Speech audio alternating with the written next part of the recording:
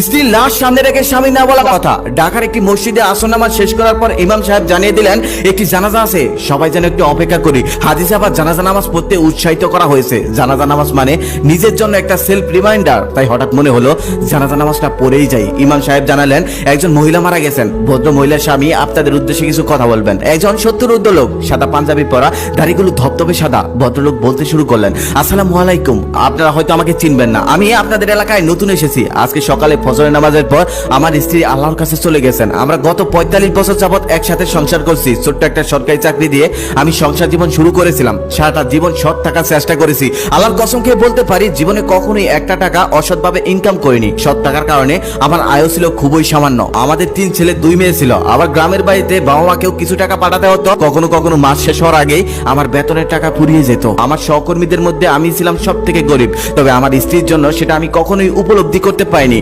উনি যে কিভাবে সবকিছু ম্যানেজ করতেন একমাত্র উনিই জানেন। জীবনে কখনোই উনি আমার সাধ্যের বাইরে কোনো কিছু দাবি করেননি। কখনোই আমাকে একটা বলেনি আপনি আমাকে ওটা দিলেন না, এটা দিলেন না। সারাটা জীবন ওনাকে সন্তুষ্টই দেখেছি। আমার বাবা মা মারা যাওয়ার আগে 4-5 বছর উনি তাদেরকে যথেষ্ট খেদমত করেছেন, যথেষ্ট সম্মান করেছেন।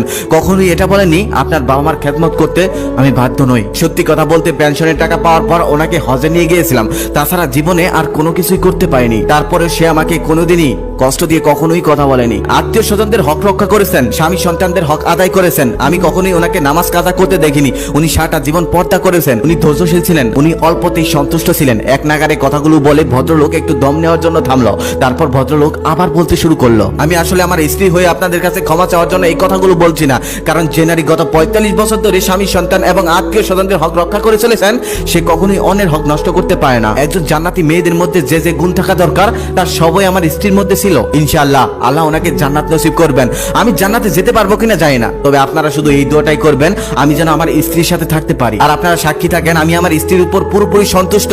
আল্লাহ যেন ওনাকে ক্ষমা করে দেন। পুরো মসজিদ ভর্তি মুসল্লি সবাই একসঙ্গে বলে উঠলো আমিন আমিন আমিন। সাধারণত জানাজা নামাজের আগে মৃত ব্যক্তির লোকজন 30 সেকেন্ড থেকে 1 মিনিট কথা বলে থাকেন, তবে এই ভদ্রলোক টানা 5 থেকে 7 মিনিট কথা বললো। কোনো মুসল্লিও এতটুকু বিরক্তি বোধ করলো না। সবাই মনোমুগ্ধ হয়ে একজন জান্নাতি নারীর গল্প শুনলেন। আসলে সুখী মানুষের গল্প শোনাতেও একটা অন্যরকম সুখ আছে। মসজিদ থেকে বের হলাম এক অন্যরকম ভালো লাগা নিয়ে। একটা সত্যি কথা কি জানেন, পুরুষেরাও তীব্রভাবে ভালোবাসতে জানে। গত 2 দিন আগে কুড়িগ্রামের একটা নিউজ দেখলাম। স্ত্রী মারা গেছে 16 বছর আগে। স্ত্রীকে উঠোনের পাশেই কবর দিয়েছেন।